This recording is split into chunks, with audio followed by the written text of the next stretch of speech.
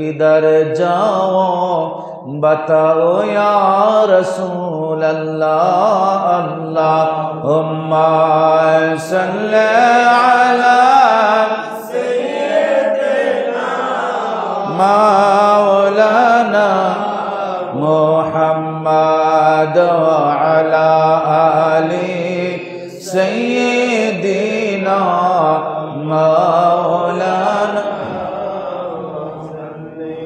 हो ना ये फूल तो बुलबुल का तरन्नुम भी न हो, चमन दहर में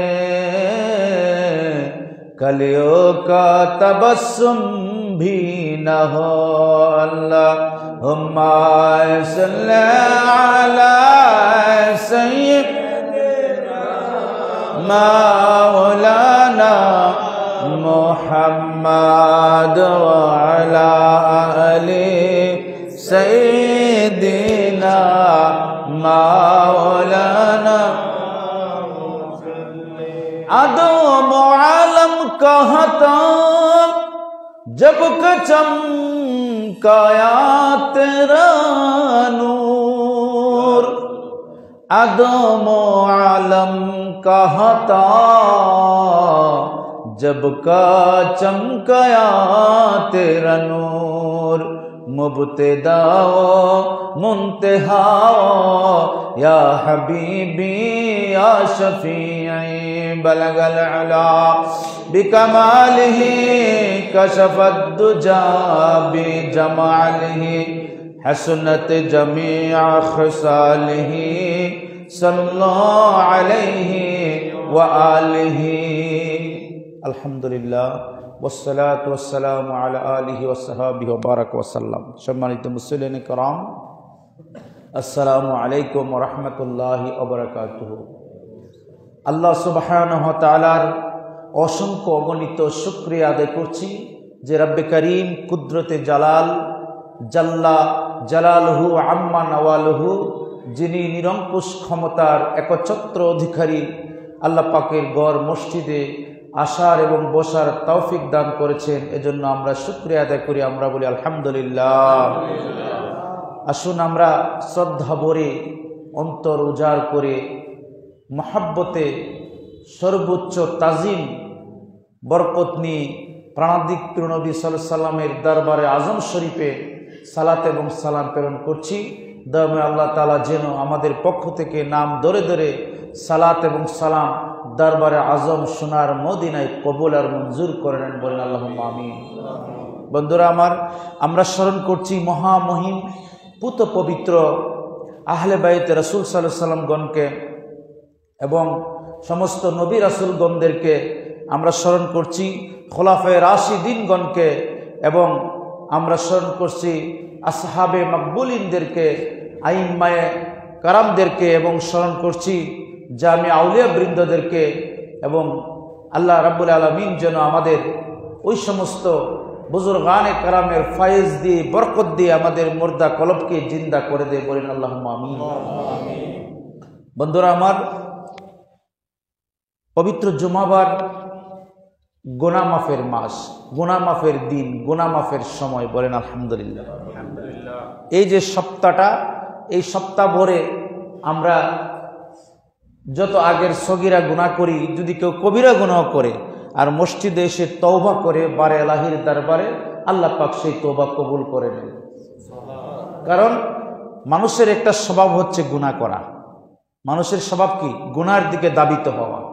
কারণ দেখবেন আপনি রং বেরঙের দুনিয়ার অনেক কাজ আপনার সামনে উপস্থাপিত আছে। আপনার ডান দিকে সমস্যা পাবেন, বামে সমস্যা, সামনে পিছনে, আপনার নিচে উপরে চতুর্দিকে আপনি সমস্যা পাবেন। কিন্তু যেই জায়গায় সমস্যা, এই সমস্যা থেকে ফিরে আসবেন নাকি যাবেন, মনের মাঝে একটা যুদ্ধ চলে, ঠিক না? এজন্য অনেক সময় বলা হয় যে আমরা যুদ্ধের ময়দানে আছি। যুদ্ধের ময়দান বলতে কি বোঝায়? আমাদের 24 ঘন্টা আমরা যুদ্ধের ময়দানে আছি, বলেন সুবহানাল্লাহ। কিভাবে? যখন মুয়াজ্জিন সাহেব ফজরের আজান যখন দিবেন, আজান দেওয়ার সময় প্রচন্ড বেগে আমার শীত আসবে, আমার কাটা অথবা লেপ আমি সরাতে পারবো না। একদিকে আল্লাহ পাকের আযান, আরেক দিকে আমার শরীরের আরাম, ঠিক না? নফস বলতেছে তুমি যাবে না, তুমি আরাম করো, আরেকটু শুয়ে থাকো, আরেকটু শুয়ে থাকো। আবার যখন আপনি উঠতে চাইবেন আল্লাহর ঘর মসজিদে এসে নামাজ পড়ার জন্য, নিজের দাম্ভিক মস্তকটাকে নত করে দিবেন আল্লাহর উদ্দেশ্যে, বলবেন মাবুদ আমি কিছুই নয়, সব কিছুর মালিক তুমি। আবার আরেকদিকে শয়তান এসে আপনাকে আরাম দিবে। বুখারী শরীফের হাদিসের মাঝে আছে শয়তানের 3টা গিট্ট দেয় আমাদেরকে। কয়টা? একদিকে শয়তান বলবে না, আরামের ঘুম ছেড়ে ওই শীতের দিনে তুমি যাবে না, এমন ঘুম তোমার, তুমি ঘুমাও। আবার অন্তরে বলবে, ঈমান বলবে না না না, আল্লাহর ঘর মসজিদে যাও, কারণ আল্লাহর ঘর মসজিদ হচ্ছে রহমতের জায়গা, বরকতের জায়গা। তুমি বরকতের জন্য যাও, তুমি কল্যাণের জন্য যাও। যখন এভাবে আমাকে শয়তান এবং আমি যখন আলাপ আলোচনা করতে থাকবে, এটা হচ্ছে মুমিনের জন্য যুদ্ধের ময়দান। আপনি যখন লেপ ছেড়ে কাঁটাটাকে যখন আপনি সরিয়ে যখন উজু করার আপনি যখন উঠে যাবেন, শয়তানের একটা গিট্ট, শয়তানে যে আমাকে গিট্ট দিল, এই গাঁটটা ছুটে গেল, সুবহানাল্লাহ। আবার যখন আপনি উজু করার মাঝে যাবেন, শয়তানে বলবো না রে আল্লাহর বান্দা তুই যাইস না, তুই যাইস না। দেখবেন হঠাৎ করে পেশাব অথবা ওয়াশরুম করতে গিয়ে দেখবেন আপনার ঘুম চলে আসে, এরকম হয় না? আবার শয়তানে চক্রান্ত করবে, আপনি ঘুম ঘুম হাবু ডাবু শরীরে বলবেন যে না, আমি যখন উঠে এসেছি আমি আল্লাহ পাকের দরবারে আমি যাব, আমার এই গুনাহগার মাথাটাকে আমি আল্লাহ পাকের কুদরতি কদমে নুয়ে দেব। শয়তান তুমি দূর হয়ে যাও। যখন উযু করবেন শয়তান আবার দূর হয়ে যাবে, সুবহানাল্লাহ। আবার যখন আপনি মসজিদে যখন চলে আসবেন, আল্লাহু আকবার দিয়ে যখন আপনি তাকবীরে তাহরিমা বানবেন, তখন আর কোনো শয়তান থাকে না, আল্লাহ এবং আপনার মাঝে আর কোনো পর্দা থাকে না। সুবহানাল্লাহ কন্যা জোরে। আল্লাহ এবং বান্দার মাঝে কি থাকে না? কথাটা চিন্তা করছেন, গবেষণা করে দেখবেন। এজন্য বলা হয়ে থাকে, জালিবেদ দেখছেন না আপনারা? জালিবেদ যখন আপনি আগুনে দিবেন, দিলে এরকম লাঠি হয়ে যায়, ঠিক না? কিসের প্রভাবে? আগুনের প্রভাবে। তাহলে একজন গুনাহগার বান্দা যখন নামাজ পড়বে সঠিকভাবে, ঈমান রেখে, কায়মানুবাক্যে, প্রিয় নবীর মহব্বত রেখে, আহলে বায়তের প্রেম রেখে যখন সে নামাজ পড়বে, তখন ওই বেকা মানুষটা একেবারে আল্লাহর ওলি হয়ে যায়। নামাজ এত বড় জিনিস। প্রিয় নবী রাহমাতুল্লাহ আলাইহি সাল্লাল্লাহু আলাইহি ওয়াসাল্লাম নামাজের তাকিদ বেশি বেশি করে দিতেন। বলে কেন দিতেন? কারণ নামাজের মাধ্যমে মানুষের জিন্দিগি সুন্দর হয়, মানুষের চরিত্র সুন্দর হয়, তার আচার ব্যবহার সুন্দর হয়, তার ময়লা দূর হয়, সে মানুষটা সামাজিক হয়, মানুষটার কারণে এই সমাজ উপকৃত হয়। সুবহানাল্লাহ। নামাজ কত উপকার দেখছেন? এত উপকার নামাজ। এজন্য একবার আপনার আবু জাহেল এবং ওয়ালিদ ইবনে মুগিরা প্রিয় নবী রাহমাতুল্লাহ সাল্লাল্লাহু আলাইহি সাল্লামকে হত্যা করার জন্য তারা বের হলেন, বলেন নাউজুবিল্লাহ।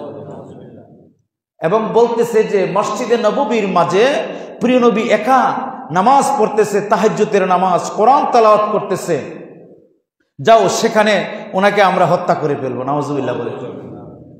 তখন মুগিরা ওয়ালিদ ইবনে মুগিরাকে পাঠালেন, যাও আমাদের যে যিনি নবী দাবি করে ওনাকে হত্যা করো, বলেন নাউজুবিল্লাহ। যেই মাত্র ওয়ালিদ ইবনে মুগিরা মসজিদে নববীর মাঝে ঢুকবে প্রিয় নবীর সাথে খারাপ ব্যবহার জন্য, এমনি মুগিরা দেখতে পেলেন মসজিদে নববীর ভিতরে কাউকে দেখা যায় না, শুধু আওয়াজ আসতেছে, বলেন সুবহানাল্লাহ। অনেকক্ষণ খোঁজাখুঁজি করলো, খোঁজাখুঁজি করার পরে আবু জাহেলের কাছে যখন গেল, আবু জাহেল বললেন, কিরে ওয়ালিদ ইবনে মুগিরা, তোকে তো আমি বীর পুরুষ মনে করতাম, তুই তো হত্যা করতে পারলে না। বলে আমি বিশ্বাস করো, আমি তন্ত্র হয়ে আমি খুঁজেছি, কিন্তু কোনো জায়গায় আমি ওই তাদের নবীকে দেখতে পেলাম না, শুধু আওয়াজ কোরআনের তেলাওয়াত আমার কানে ভেসে আসতেছে, বলেন সুবহানাল্লাহ। আবু নাঈম রাহিমাহুল্লাহ তাআলা আনহু উনি মুস্তাদরাক আল হাকিমে ওই কিতাবের মাঝে বর্ণনা করেন যে কি আবু জাহেল বলতেছে চলো আমিও যাব, আবু জাহেল সহ তার দলের মানুষ সহ খুঁজতে লাগলেন, প্রিয় নবীকে পাইলেন না। তার কারণ কি? প্রিয় নবী ওই সময় ইয়াসিন শরীফ তেলাওয়াত করতেছিলেন। বলেন সুবহানাল্লাহ। আল্লাহ তাআলা বলছেন, ওয়াজআলনা মিন বাইনি আইদিহিম সাদ্দাম ওয়া মিন খালফিহিম সাদ্দাম ফাগশাইনাহুম ফাহুম লা ইউবসিরুন। হে আমার বন্ধু, আপনার সামনে এবং পিছনে আপনাকে তারা দেখতে পাবে না, কারণ আমি রব্বে কারীম আল্লাহ ফেরেশতাদেরকে তাদের মাঝে দেওয়াল সৃষ্টি করে দিয়েছি। কারণ আপনি আপনার রবের সাথে কথা বলছেন, আপনার রবের সাথে প্রেম করতেছেন, কাজে আপনি এবং আমার প্রেমের মাঝে বাধা হোক পৃথিবীর মানুষ, আমি এটা চাই না। এজন্য আমি আপনাকে তাদের কাছ থেকে আড়াল করে নিয়েছি। দেখছেন কি পড়ছিল প্রিয় নবী? নামাজ। সুবহানাল্লাহ বলবেন না? আমাদের মাঝে অনেকে আছে নামাজের বেশি বেশি কথা বললে তাদের একটু প্রবলেম হয়।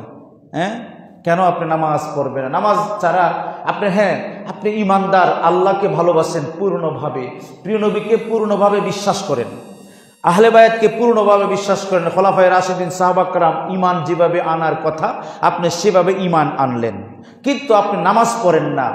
আপনার এই ইমান আছে কিন্তু আপনি পুরাপুরি মানুষ না, আপনি আল্লাহর ওলি না। আপনি ইমানদার কিন্তু সালাত যার নাই, নামাজ না যার নাই, তার কাছে আমানতদারি নাই। কি নাই?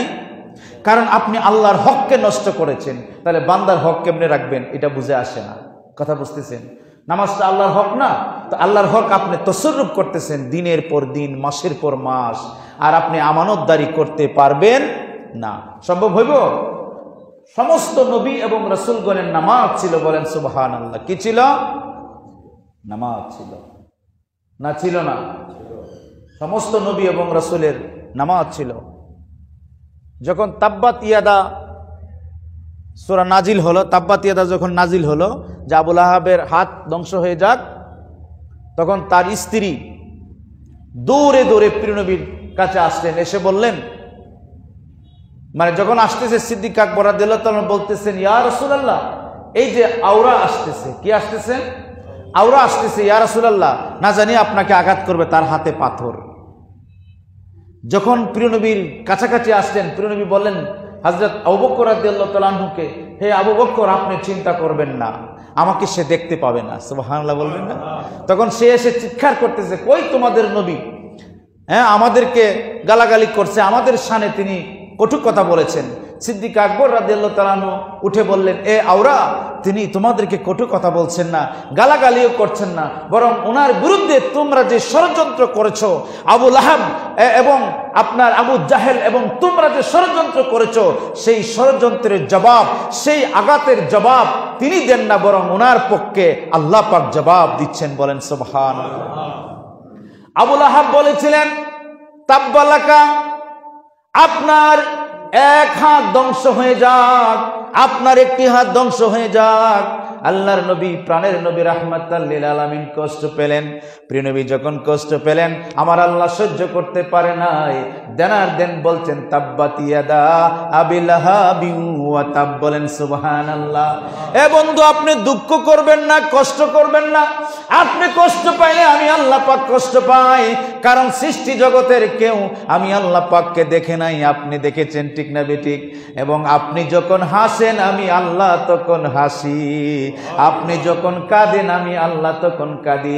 আমার বন্ধু, আমার হাবিব, আপনার দিকটাই হচ্ছে আমি আল্লাহ পাকের দিক, ইলাল্লাহি ওয়া রাসূলিহি, আমার দিকটাই হচ্ছে আপনার দিক। এ আমার হাবিব, আপনাকে বলেছে একটি হাত ধ্বংস হয়ে যাক, আমি বরদাস্ত করতে পারলাম না।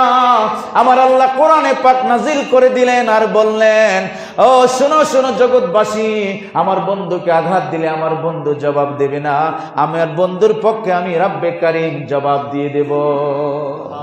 হে আওরা, তোমাকে এবং তোমার স্বামীকে প্রিয় নবী বলে নাই, বরং প্রিয় নবীর পক্ষে আল্লাহ পাক জবাব দিয়েছেন। বলেন সুবহানাল্লাহ। কঠোর জবাব দিয়েছেন। কিয়ামত পর্যন্ত তাব্বাত ইয়াদা সূরা পড়বে আর গালি খাবে, অভিশপ্ত হবে আবু লাহাব তার স্ত্রী, ঠিক না বেটি? একটু চিন্তা করে দেখেন কেমন নবীর উম্মত আমরা, যে প্রিয় নবী রাহমাতাল লিল আলামিনকে গালি দিয়েছে মক্কার জমিনে, ঠিক না? প্রিয় নবীকে বলছে প্রিয় নবীর এক হাত ধ্বংস হোক, নাউজুবিল্লাহ মাযাল্লাহ, কিন্তু আল্লাহ পাক বরদাস্ত করতে পারেন নাই। কেমন রব আর কেমন বন্ধু, সুবহানাল্লাহ। প্রিয় নবীকে যখন গালি দিলেন, প্রিয় নবীর রব আল্লাহ রাব্বুল আলামিন বললেন, বন্ধু আপনি চিন্তা করবেন না, কোরআনে পাকের মাধ্যমে কিয়ামত পর্যন্ত আবাদুল আবাদ, কোরআন কোনোদিন ধ্বংস হবে না, কোরআনের ক্ষয় নাই, লয় নাই, কিয়ামত পর্যন্ত কোরআন থাকবে। আর মুমিন মুসলমান যারা তেলাওয়াত করবে তারাই তাকে গালি দিব, ঠিক না বেঠিক? মানে তারাই তাকে অভিশাপ দেবে। তাব্বাত ইয়াদা আবি লাহাবি ওয়া তাব, আবু লাহাবের 2 হাত ধ্বংস হোক, এটা কি গালি না, অভিশাপ না? প্রিয় নবীর শানে এতটুকু বেয়াদবি করলে কে সহ্য করে না? আল্লাহ পাক। এখনো যদি কেউ প্রিয় নবীর শানে বেয়াদবি করে, তার চেহারা বিকৃতি হয়ে যায়, মরার সময় ঈমান নসিব হয় না, আগুনে ফুইরা মরে, ডুববা মরে, আরো কত কষ্ট করে লাঞ্ছিত অপদস্থ করে সে দুনিয়া থেকে যায়, ঠিক না বেটি? প্রিয় নবীকে চিনো নাই? রাহমাতাল লিল আলামিন, প্রাণের নবী, আমাদের সবকিছুর মূল। বলেন সুবহানাল্লাহ। আপনি আল্লাহরে দেখছেননি? তুইগুলো কথা করতেছে শুনছেন প্রিয় নবী থেকে, সুবহানাল্লাহ বলেন। হ্যাঁ, এজন্য প্রিয় নবী বলছে আমি যখন হাসি আমার আল্লাহ তখন হাসে। কথা বুঝতে পেরেছেন? এজন্য বিশ্ববিখ্যাত একজন আলেম আল্লামা ইমাম ইব্রাহিম রাহমাতুল্লাহ আলাইহি, তিনি লিখছেন যে প্রিয় নবীর যে বাহ্যিক চেহারা মোবারক ছিল, সুরতের বাহ্যিক চেহারা মোবারক, এই বাহ্যিক চেহারা মোবারক এত চমৎকার ছিল, এত সুন্দর ছিল, তিনি বলেন কোন মানুষের ক্ষমতা নাই 1 মিনিট প্রিয় নবীর চেহারার দিকে তাকিয়ে তাকে বলেন সুবহানাল্লাহ। তখন তিনি বলছেন নুরানিয়ত তো আরো কত সুন্দর, আরো কত ঊর্ধ্বে, তার তো তুলনা নাই, কিন্তু দেখতে নমুনায় যে বাহ্যিক বশরী মুবারক যেটা দেখতে, এই চেহারা মুবারকের দিকে তাকাইব কোন সাহাবীর এই ক্ষমতা ছিল না, বলেন সুবহানাল্লাহ। হযরত সাইয়্যিদিনা হাসান বিন সাবিত রাদিয়াল্লাহু তাআলা বলেন, আমি প্রিয় নবীর দিকে যখন তাকাইতাম তখন আমি হাতটা ঘুরে নিতাম, সুবহানাল্লাহ, চোখ ঘুরে যখন আমার চোখ জলসে যাবে। এটা হাদিসের কথা ভাই, মানে আপনারা পড়তেছেন না, আপনারা জানেন না, বললে বলেন ও এটা কি হইতে পারে। হ্যাঁ, কয়টা কিতাব পড়ছেন আপনি? এটা হইতে পারে। আপনি 1 মাস পরে একটা কিতাব পড়বেন, 1 মাস পরে 2 লাইন পড়বেন, ঠিক না? এজন্য মুসলমানের ছেলেমেয়েরা বেশি বেশি অধ্যয়ন করতে হবে, বেশি বেশি স্টাডি করতে হবে, জ্ঞানের রাজ্যে শ্রেষ্ঠত্ব অর্জন করতে হবে। কারণ আপনার দায়িত্ব শুধু ফ্যামিলিগত না, আপনি একজন বিশ্ব নাগরিক। এজন্য সারা পৃথিবীর মানুষকে হেদায়েতের দায়িত্ব আল্লাহ পাক রাব্বুল আলামিন আমাকে আপনাকে দিয়েছেন, বলেন সুবহানাল্লাহ, ঠিক না বেঠিক? কয়জন বেনামাজিকে আপনি নামাজি বানিয়েছেন? কয়জনকে আপনি প্রিয় নবীর পক্ষে দাওয়াত দিয়েছেন, আসুন আমরা সালাতুস সালাম পড়ি, আসুন ভাই নামাজটা আমরা আদায় করি। কয়জন মানুষকে দাওয়াত দিচ্ছি আমরা? কয়জন মানুষকে আনতে পেরেছি? বলে আমরা তো নিজেরাই পড়ি না, আরেকজনকে কেমনে আনবো? হ্যাঁ, আমাদের দুর্বলতা আছে। যদি আমি দাওয়াত দিই একজনকে, আপনি আসুন প্রিয় নবীর পক্ষে, ভ্রান্ত দলমত ছেড়ে একমাত্র আল্লাহ এবং রসুলের পক্ষে আসুন, তখন সে বলবো আপনিই তো ভ্রান্ত দলের সাথে মিশে আছেন, আপনিই তো ভ্রান্ত আকীদায় মিশে আছেন, তখন আপনি যেতে পারবেন না। এই জন্য আগে নিজেকে শুদ্ধ করতে হবে। কাকে? কাদাফুল্লাহ মান জাক্কাহা। আপনি নিজের শুদ্ধ করলে সফল কাম হবেন। আরেকজনকে শুদ্ধ করার আগে নিজে যখন শুদ্ধ হবেন, শুদ্ধ আত্মার মানুষ যখন আরেকজনকে বলবে, তখন তার মাঝে ভাবের পরিবর্তন আসবে। সুবহানাল্লাহ বলবেন না? তার মাঝে তখন পরিবর্তন চলে আসবে, নচেত আসার সম্ভাবনা নাই। আপনি জানেন খালিদ ইবনে ওয়ালিদ রাদিয়াল্লাহু তাআলা আনহু, আমি আপনাকে আবু নাঈম থেকে, তারপরে আপনার মুস্তাদরাক আল হাকিম থেকে, হ্যাঁ, তারপরে সহিহাইন থেকে একটি হাদিসের নকল করছি। হযরত খালিদ ইবনে ওয়ালিদ রাদিয়াল্লাহু তাআলা আনহু কেমন ছিলেন জানেননি আপনারা? সাইফুল্লাহ, আল্লাহর বীর ছিলেন, আল্লাহর তরবারি ছিলেন, সুবহানাল্লাহ। আল্লাহ পাক রব্বুল আলামিনের হাবিবের নুরানি নবুয়তের জবান মোবারক দ্বারা বলছেন, আমার খালিদ ইবনে ওয়ালিদ আল্লাহ পাকের তরবারি থেকে একটি তরবারি। আল্লাহু আকবার, কত বড় কথা! কে বলছে? প্রিয় নবী। আর এই প্রিয় নবী মুখ মোবারকে বলতে হয় না, অন্তর মোবারকে আসলে আল্লাহ কবুল করে। তাও আবার মুখ মোবারক দিয়ে স্পষ্টভাবে বলছে। তো উনি ইয়ারমুকের যুদ্ধে, কি যুদ্ধে? ইয়ারমুকের যুদ্ধে গেলেন, যাওয়ার পরে দেখতেছেন উনি হেরে যাচ্ছে। তারপরে এই ইয়ারমুকের যুদ্ধে মাখজাম গোত্রের এক বীর পালোয়ান ওনাকে পরাস্ত করে দিল, মাটির নিচে ফেলে দিছে। আর ওনার মাথার যে পাগড়ি ছিল দূরে চিটকে গেছে। উনি চিৎকার করে বলতেছে, ভাই ভাই আমার পাগড়িটা নিয়ে আসো, আমার টুপিটা নিয়ে আসো। তো ওনার সঙ্গে সাথীরা বলতেছে, এ খালিদ ইবনে ওয়ালিদ, তুমি কি বোকা হয়ে গেছো নাকি? এত বড় বীর পুরুষ তুমি বীর যোদ্ধা, হ্যাঁ, তুমি আল্লাহ পাকের তরবারি থেকে একটি তরবারি, তুমি কেন ভয় করতেছো? বলে না, আমার টুপি ওইদিকে তাকে কাফেরে মেরে ফেলবে এই অবস্থায়। যখন টুপিটা আনলেন মাথায় দিয়ে, তখন কাফেরকে তিনি মেরে ফেললেন। জিজ্ঞেস করা হলো যে আপনি এই টুপির জন্য বেকার কেন হলেন? সুবহানাল্লাহ বলেন। খালিদ ইবনে ওয়ালিদ রাদিয়াল্লাহু তাআলা আনহু জবাব দিলেন, শোনো শোনো, ওই টুপির মাঝে আমার রাহমাতাল লিল আলামিন প্রিয় নবীর একখানা চুল মোবারক ছিল। হে আমার ভাইরা, এই সারা দুনিয়া যদি বিক্রি করে আমার দিকে দেওয়া হয়, আর প্রিয় নবীর চুল মোবারককে বলে এটা দিয়ে দিব, আমি দেব না। ওই চুল মোবারককে আমার জান থেকে আরো আমি বেশি মহব্বত করি। তোমরা যদি আমাকে জিজ্ঞেস করো আমি আল্লাহ পাকের তরবারি কিভাবে উপাধি পেলাম, তার কারণ আমি তোমাদেরকে বলে দিলাম। তোমরা শোনো, আমি প্রিয় নবীর চুল মোবারকের বরকতে প্রত্যেকটা যুদ্ধের মাঝে আমি সামনের কাতারে চলে যাই, আর আমার পাগড়ির ভিতরে প্রিয় নবীর চুল মোবারক থাকে। তখন আমার একটা শক্তি চলে আসে, ওই শক্তির বলে আমার তরবারি যেদিকে আমি চালাই সেদিকে আমি বিজয়ী হই। এক যুদ্ধে রোমান সৈন্যদের সাথে খালিদ ইবনে ওয়ালিদকে বন্দী করে ফেললেন, সমস্ত সৈন্য সামন্তদেরকে বন্দী করে ফেললেন। এবার আরেকজনে বলতেছে, ও খালিদ ইবনে ওয়ালিদ, দোয়া করো আল্লাহর কাছে, এই যুদ্ধ মনে আমাদের জন্য শেষ, আমরা আর বাঁচবো না, আমরা মরে যাব, কালিমা শাহাদাত পাঠ করো। খালিদ ইবনে ওয়ালিদ রাদিয়াল্লাহু তাআলা আনহু কাঁদতেছে আর বলতেছে, আফসোস আফসোস, আমি সব যুদ্ধের মাঝে আমার প্রিয় নবীর চুল মোবারক নিয়ে যেতাম, কিন্তু ওই যুদ্ধের মাঝে আমি ভুলে ক্রমে বাসায় আমার টুপি ফেলে আসছি, আমার পাগড়ি ফেলে আসছি, প্রিয় নবীর চুল মোবারক ফেলে আসছি, আমি যুদ্ধে জিততে পারবো না। এভাবে শত্রুরা যখন মুসলমানদেরকে হত্যা করতে শুরু করলো, রোমান সৈন্যরা হত্যা করতে করতে মুসলমানদের লাশে সাহাবা কিরামকে শহীদ করতে করতে তাদের স্তূপ করে ফেললো। এদিকে হঠাৎ করে আল্লাহর নবী রাহমাতাল লিল আলামিন ওই হযরতে জুবাইরকে স্বপ্ন দেখালেন, হে জুবাইর, আমার খালিদ ইবনে ওয়ালিদ যুদ্ধের ময়দানে একা, তুমি তাড়াতাড়ি তাকে যে রক্ষা করো। বলেন সুবহানাল্লাহ। হযরতে জুবাইর রাদিয়াল্লাহু তাআলা আনহু লাব্বাইক ওয়া সাদাইক ইয়া রাসূলুল্লাহ বলে তিনি উঠে গেলেন। তিনি উঠে রওনা দিলেন যুদ্ধের ময়দানে। যখন যুদ্ধের ময়দানে রওনা দিলেন, ওনার সামনে দেখেন আরেকজন রমণী রণসাজে সজ্জিত হয়ে ওনার আগে আগে যুদ্ধের ময়দানে যাচ্ছেন। বলেন সুবহানাল্লাহ। উনি স্বগতিতে যখন ঘোড়াটাকে আটকালেন, বললেন, তুমি কে?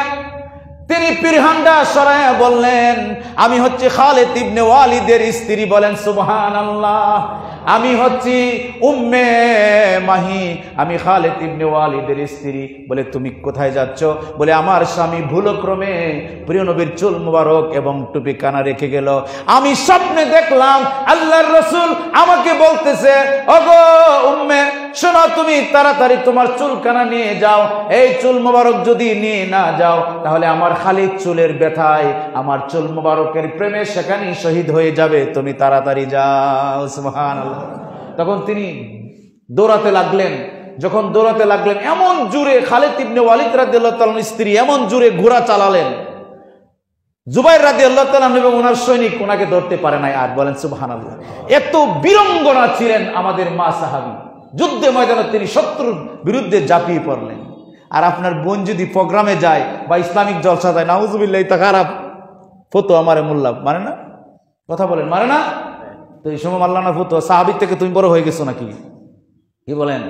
যুদ্ধের ময়দানে গেল খালিদ ইবনে ওয়ালিদ রাদিয়াল্লাহু তাআলা যখন শত্রুরা যখন ঘিরে ফেলল, উনাকে যখন তরবারি দিয়ে শহীদ করে ফেলবে, হঠাৎ করে উনি পশ্চিম পাশে চেয়ে দেখলেন একজন বীরঙ্গনা, একজন রণচারিণী এসে কাফেরদেরকে মেরে উনার দ্বার পর্যন্ত চলে আসলো। বলেন সুবহানাল্লাহ। খালিদ ইবনে ওয়ালিদ রাদিয়াল্লাহু তাআলা আনহু বলেন, ব্যাপার কি? আমার থেকে এত বড় বীর আর কে হতে পারে? তখন ওনার পিরহান যখন খুললেন, ওনার নেকাব যখন তিনি দেখালেন, তখন দেখলেন তিনি আর কেউ নয়, খালিদ ইবনে ওয়ালিদ রাদিয়াল্লাহু তাআলা আনহুর স্ত্রী। বলেন সুবহানাল্লাহ। তখন বললেন, আমার প্রিয় স্বামী, আপনি আপনার এই টুপি মুবারক রেখে আসছিলেন, আমি তো পাগলেনি হয়ে গেছি, আমি জানি এটা না থাকলে যুদ্ধে জয়ী হতে পারবেন না। যেই মাত্র টুপিটা পরলেন, খালিদ ইবনে ওয়ালিদ এবং ওনার স্ত্রী শত্রুর মাঝে যখন ঝাঁপিয়ে পড়লেন, একের পর এক তাদেরকে কচুকাটা করে জাহান্নামে পাঠিয়ে দিল। তাহলে কি বরকতে? প্রিয় নবীর চুল মুবারকের। সবাই বলেন কিসের বরকতে? চুল মুবারক। আমরা কই প্রিয় নবীর দাঁত, দাড়ি, নাউজুবিল্লাহ, এটা বলা যাবে না। আল্লামা ইমাম জালালউদ্দিন সুয়ুতী ফতোয়া দিচ্ছেন, ইমাম মুহাম্মদ ইবনে হাম্বল ফতোয়া দিচ্ছেন, পৃথিবীর 48,000 আইম্মায়ে মুজতাহিদিন ফতোয়া দিচ্ছেন, যদি প্রিয় নবীর চুল, শুধু চুলকে চুল বলা হয় আর ইচ্ছা করে এনকার করে বললে সে কাফের হয়ে যাবে। প্রিয় নবীর প্রত্যেকটা জিনিসে বলতে হবে মুবারক, বলেন সুবহানাল্লাহ। চুল মুবারক, দাড়ি মুবারক, তারপরে প্রিয় নবীর পায়খানা মুবারক, পেশাব মুবারক, প্রিয় নবীর রক্ত মুবারক, প্রিয় নবীর পানি মুবারক, এগুলি বলতে হবে। যদি না বলেন, ইচ্ছাকৃতভাবে যদি না বলেন, তাহলে আপনি মুসলমান থাকবে না।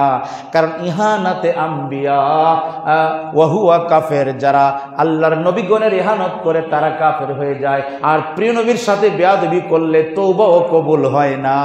মানে ইমানতে খারিজ তো খারিজ, আবার কি হবে না, তওবাও কবুল হবে না।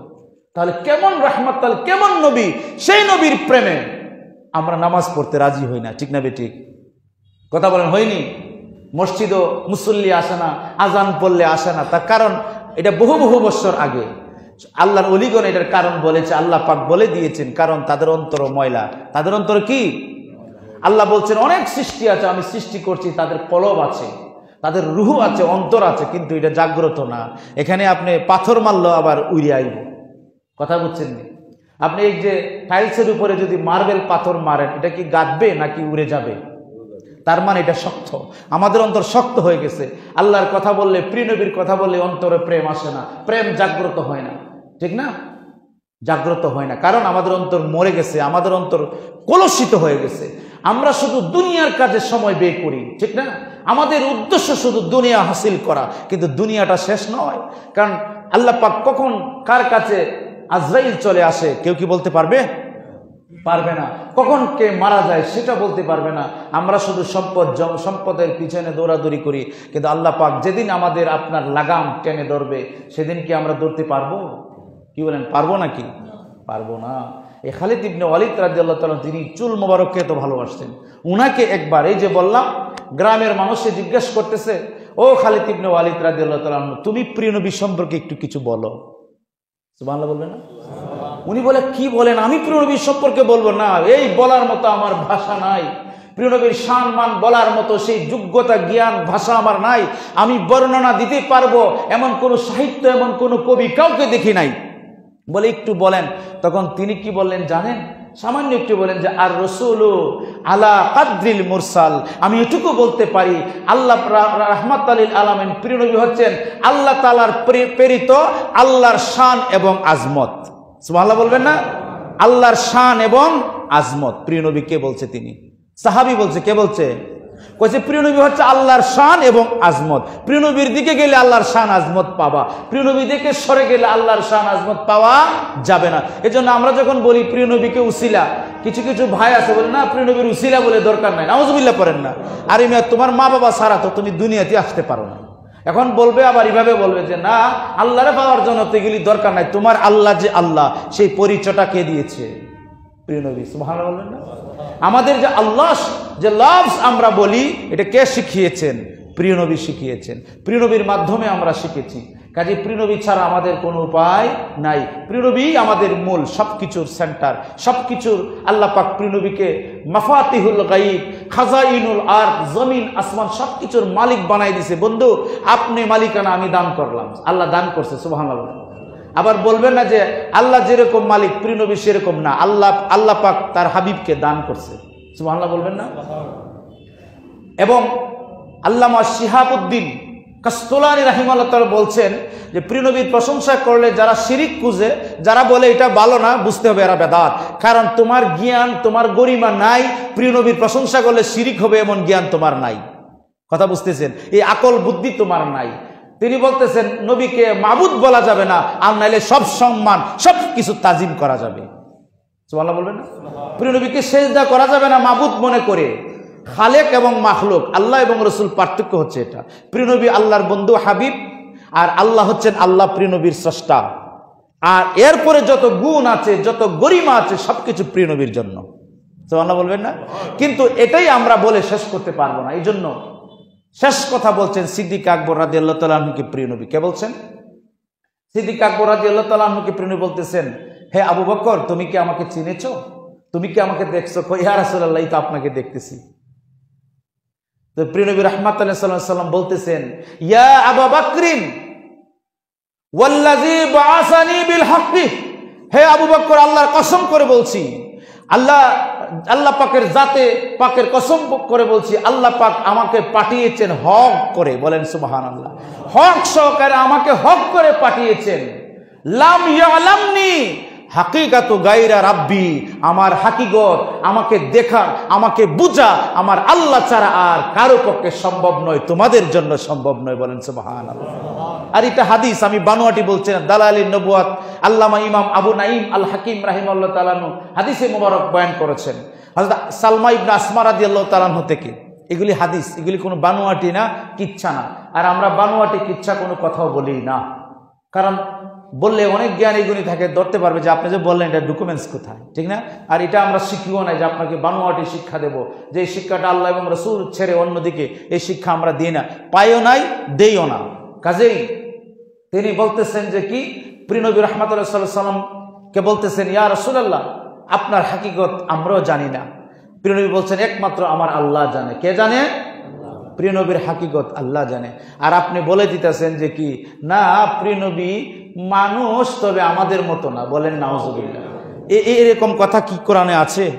আপনারা তো অনেক কোরআনের হাফেজ আছেন, আলেম আছেন, মুফাসসির সবাই আছেন, আমাকে একটু বের করে দেন তো। আমি আমার স্টাডি জীবনে, আমি আজকে 23 বছর ধরে স্টাডি গবেষণা করতেছি, এই জীবনে আমি পাই নাই যে আপনি বলুন আপনি মানুষ তবে তোমাদের মতো না, এরকম কোনো আয়াত, এরকম কোনো হাদিস যদি থাকে আমাকে একটু দেখাবেন।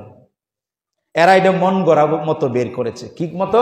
মন গড়া মতো বের করেছে। মানে এটা করে একটা প্রিয় নবী সম্পর্কে একটা কুধারণা তারা মানুষের সামনে মানে দিতে চায়। বলেন নাউজুবিল্লাহ। কারণ তাদের বাহ্যিক দৃষ্টি আছে, তাদের অন্তরের কোনো দৃষ্টি নাই, অন্তরের কোনো দৃষ্টি নাই।